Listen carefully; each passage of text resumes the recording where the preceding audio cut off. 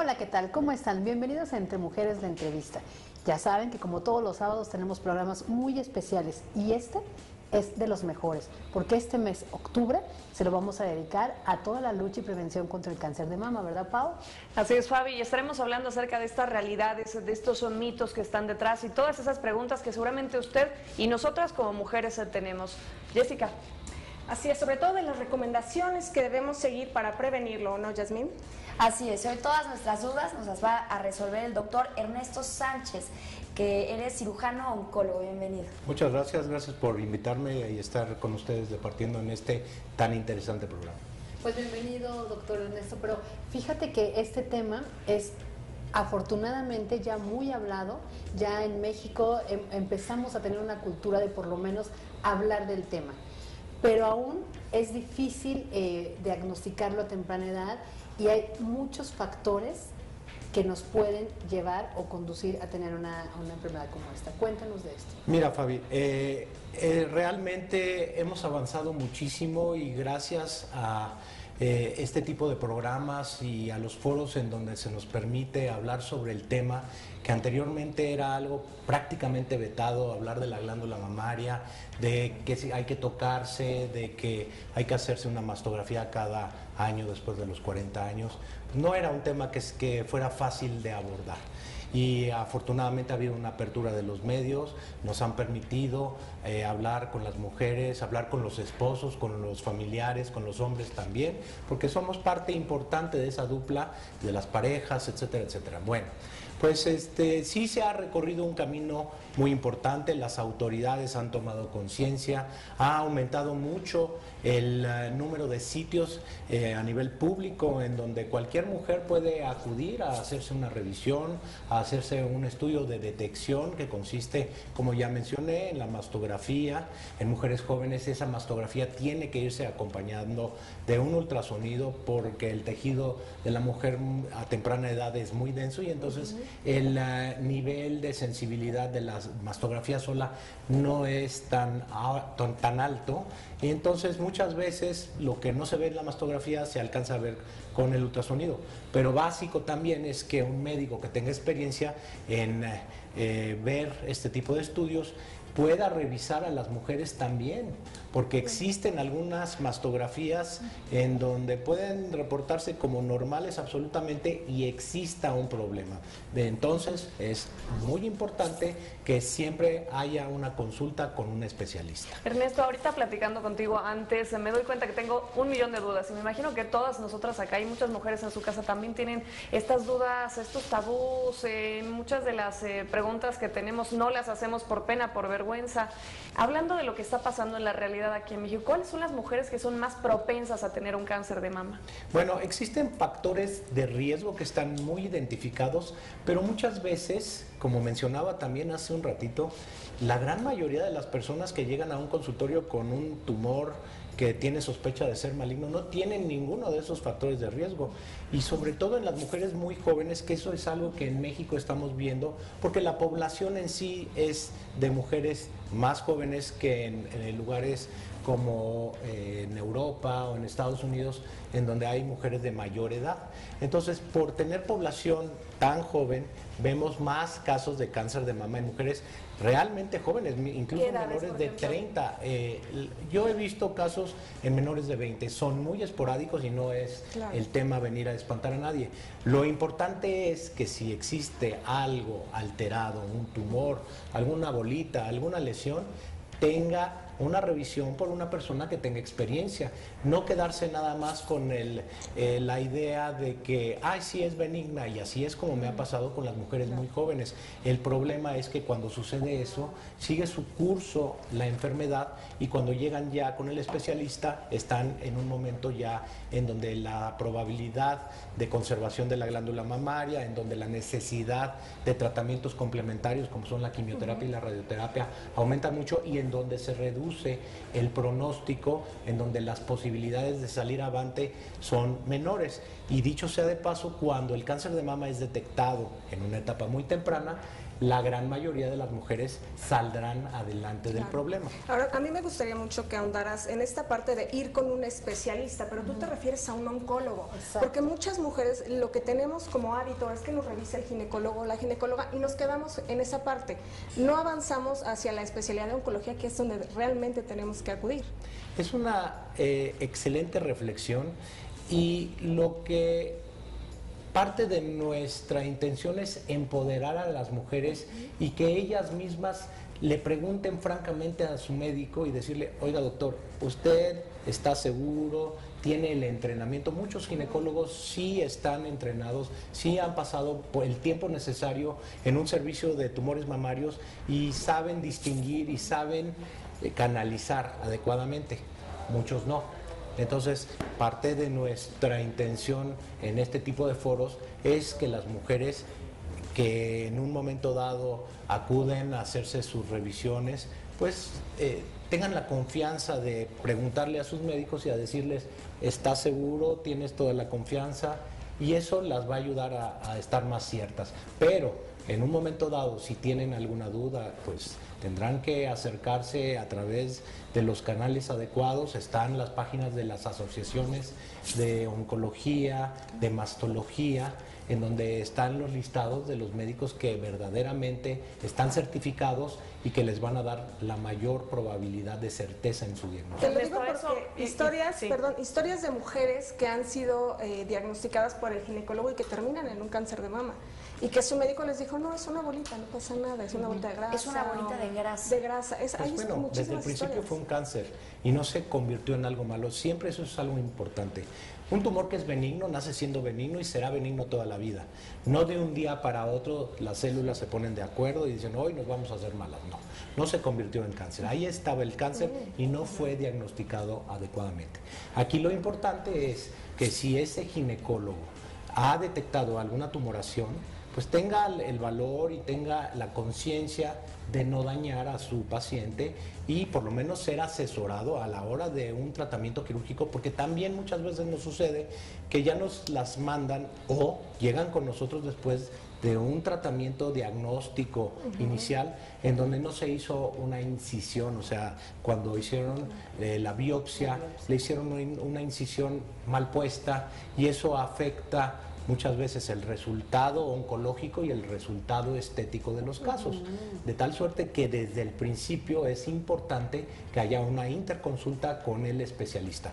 Hay ginecólogos que tienen una subespecialidad en oncología, eso es algo, un tema nuevo, están certificados por la Sociedad Mexicana de Oncología, el Consejo Mexicano de Oncología, y pueden hacer este tipo de intervenciones perfectamente bien porque tienen una calificación adecuada para hacerlo.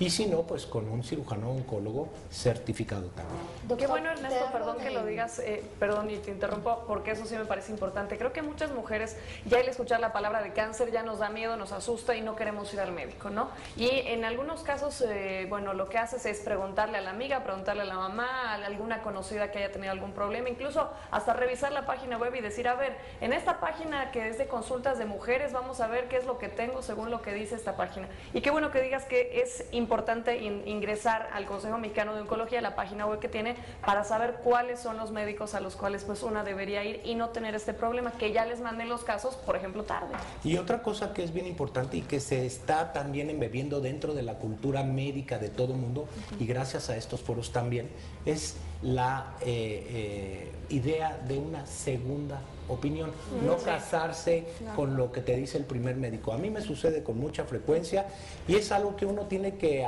entender. En muchos lugares, en el sitio donde yo hice mi especialidad en Estados Unidos, por ley, las personas tenían que tener una segunda opinión médica, y lo que sucedía con la mayor de las frecuencias es que se regresaban con su médico ya muy tranquilas de que había una coincidencia en el diagnóstico y en la forma de abordarlo. Y otra cosa que sucede muchas veces, han visto a dos médicos y cada uno les dice una cosa diferente. Entonces, te vas con un tercero en discordia. A mí me sucede también, me dicen, yo siempre les digo: no me digas quién te lo dijo, lo que sí, dime qué te dijo cada uno. Y entonces yo tomo mi punto de vista al respecto. Muchas veces Aquí lo que diferimos es que si va a haber una conservación o no de la glándula mamaria, si se ofrece un tratamiento un poquito mayor, pero con el apoyo del cirujano plástico, en donde, bueno, el resultado estético va a ser bastante satisfactorio y depende mucho dónde está localizado el tumor. Si el tumor es multicéntrico o multifocal, eso quiere decir que haya más focos además del primario. ¿Dónde está? Es muy importante porque una cirugía conservadora solamente en un área inferior, que además se va a acompañar de radiaciones, puede afectar el resultado estético finalmente. Entonces, son muchos puntos que uno toma en cuenta: la edad de la paciente, el deseo de conservación o no de su glándula mamaria. Y bueno, uno puede intervenir favorablemente para ser fiel de la balanza en estos casos, ¿no? Pero bueno, la conclusión de esta parte es que es perfectamente sano que una persona que está diagnosticada y que se va a someter a un tratamiento de este tipo vea a un segundo, una tercera opinión y que quede totalmente satisfecha de lo que le van a hacer sea lo adecuado. Perfecto. Y yo quería platicar también, como dices, no queremos alarmar a la población, a la gente que nos está viendo, pero sí la idea de este programa es de informar. Y hay un tema que nos gustaría que nos platicaras después del corte, porque tiene que ver justo con las mujeres modernas, con las mujeres independientes, con las mujeres que aplazamos la maternidad y en aras de conseguir un triunfo profesional o en otro tipo de triunfos, ¿no? Pero, ¿qué pasa con esas mujeres? También todo lo que utilizan alrededor, como hormonas, como fecundación in vitro, como hormonas de reemplazo, son factores que pueden causar cáncer. Con mucho gusto. ¿Nos los platicas después del corte? Claro que sí. Entonces, no se vaya, quédese con nosotros Entre Mujeres porque hay mucho más.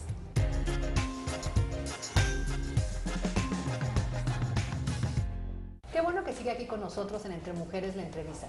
Y antes de irnos al corte le preguntábamos al doctor Ernesto Sánchez Forgach cuáles son los riesgos, los factores de riesgos de estas mujeres modernas independientes que aplazamos la maternidad.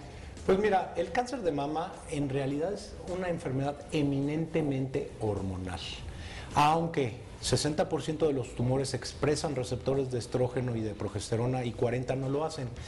Y sobre todo es como paradójico que en las mujeres más jóvenes biológicamente los tumores pueden ser independientes de hormonas, pero sí los factores de riesgo están verdaderamente encaminados a esta situación de antecedentes hormonales.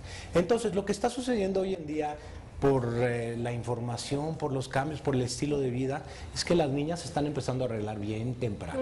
Antes de los 10 años ya están con la primera menstruación.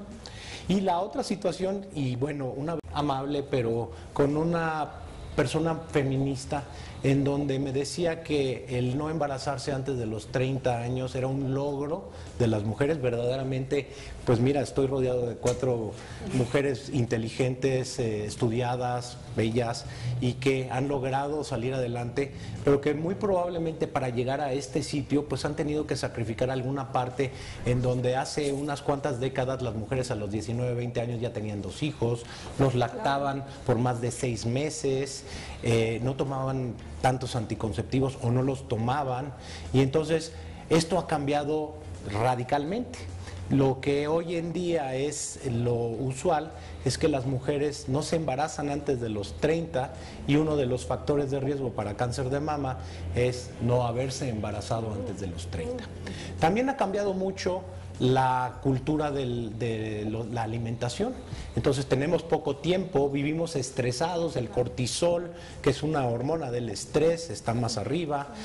A veces no tenemos suficiente tiempo para hacer ejercicio, hay aumento en la proporción de grasa en el cuerpo humano, en la grasa se producen hormonas, se toman muchos años de anticonceptivos y entonces se dice que usar más de 10 años de anticonceptivos ininterrumpidos aumenta el riesgo para padecer la enfermedad. Entonces, todo hacemos un caldo de cultivo, lo mezclamos y lo presentamos, y por eso se están presentando tantos casos ahora en la población relativamente joven.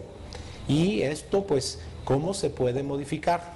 Y bueno, hay publicaciones, cada día las encontramos más, pero hay cosas buenas y hay cosas que no son tan buenas. Lo que yo sí les puedo decir es que, bueno, no podemos alterar el estilo de vida de hoy, porque eso es lo que es la realidad.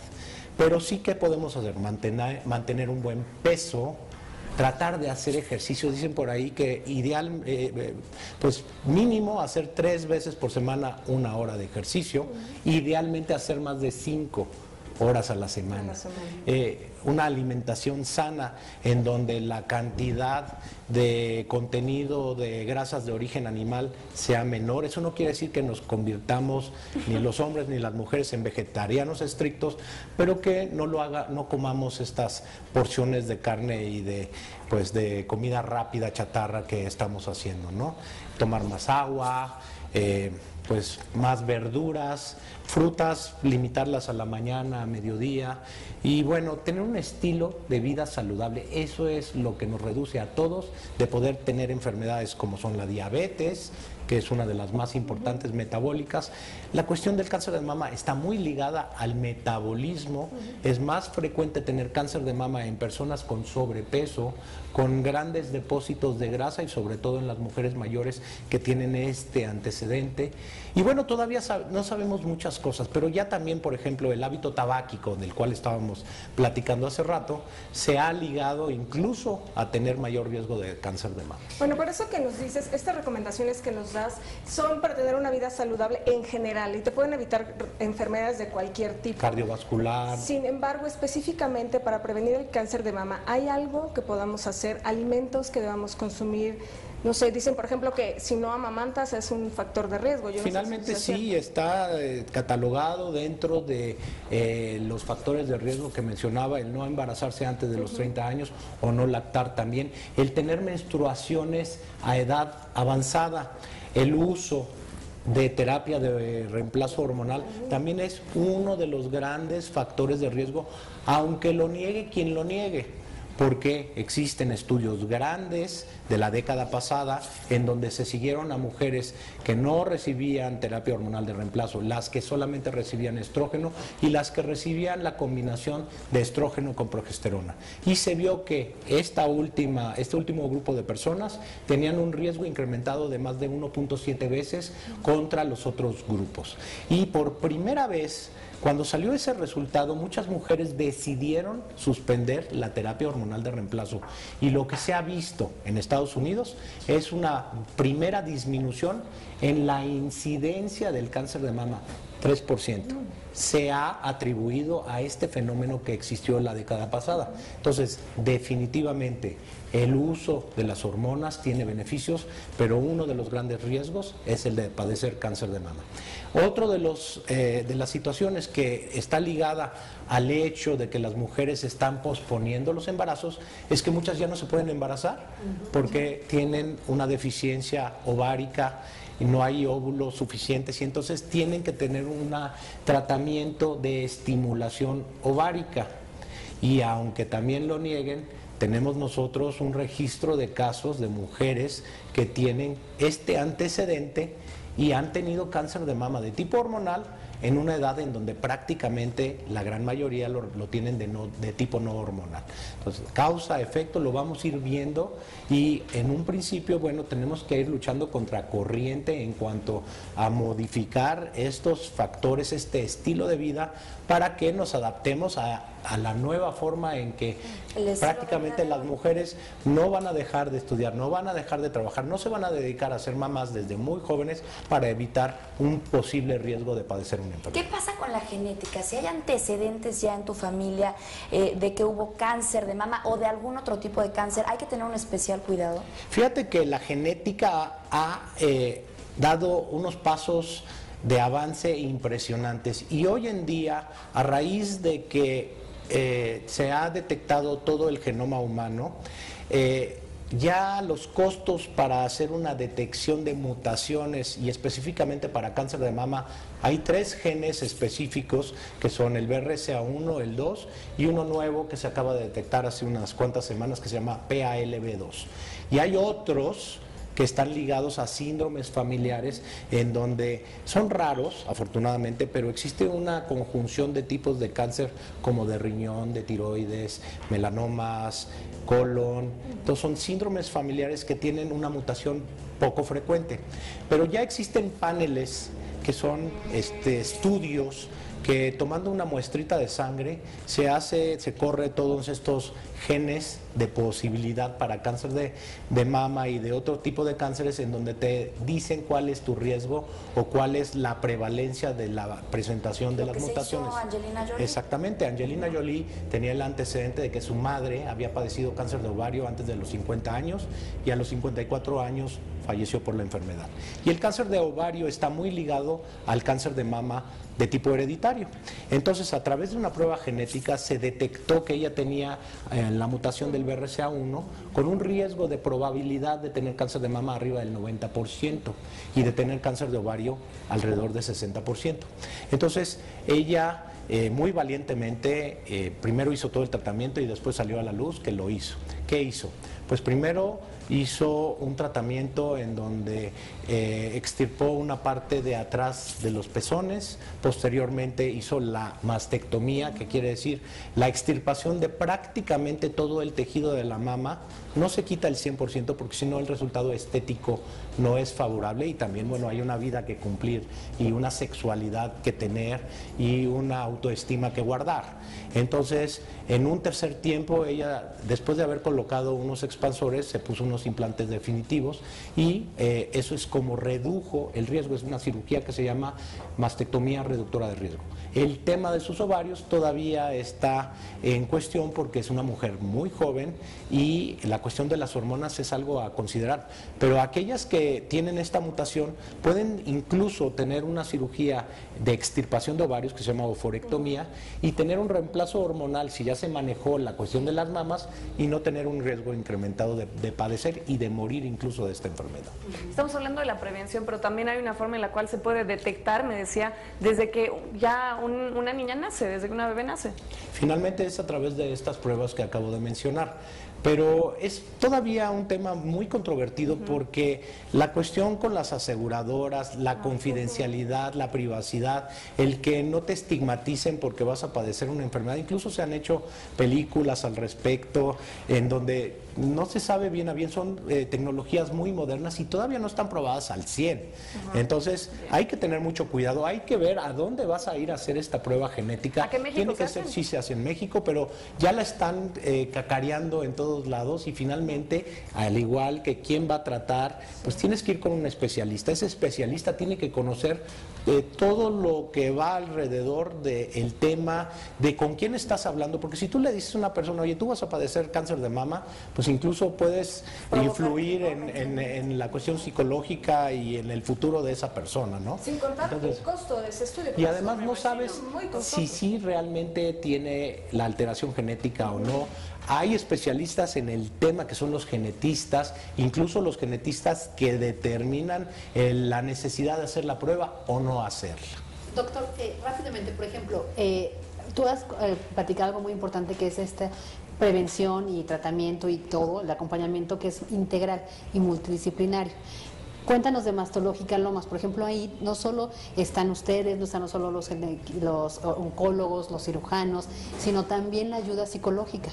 Finalmente, hoy en día no se concibe el diagnóstico y el tratamiento del cáncer por una sola persona, que eso era lo que sucedía antes. Solamente había tratamientos quirúrgicos, posteriormente se inició la radiación y después se incluyó en el tratamiento la quimioterapia, que a todo mundo se le daba igual.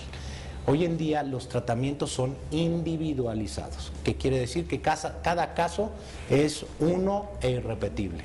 Entonces tenemos la posibilidad de identificar específicamente en qué estadio está la paciente, cuál es su biología tumoral.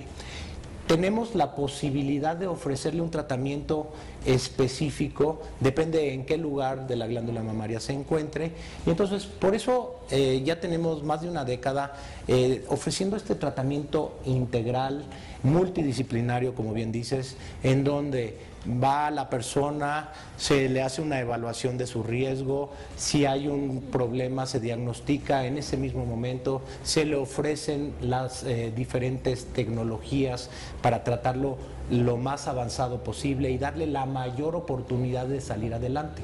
Contamos con un equipo multidisciplinario en donde participamos los cirujanos oncólogos, los oncólogos médicos, que son los encargados de la terapia después del tratamiento, o en algunos casos son los que van a llevar a una paciente que llega con un tumor avanzado a poderla tratar quirúrgicamente, las radiaciones, el diagnóstico a través de imagenología.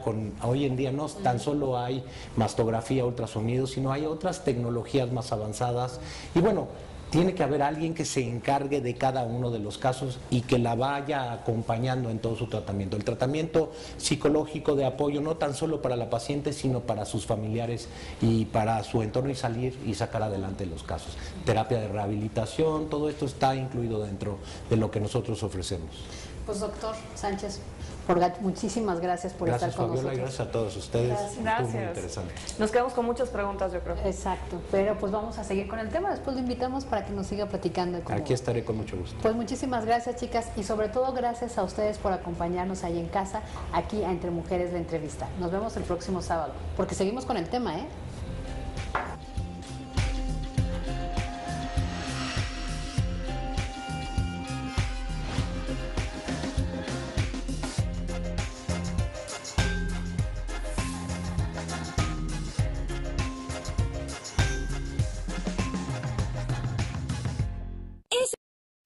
Te invitamos a seguir cuestionando la información con los siguientes videos.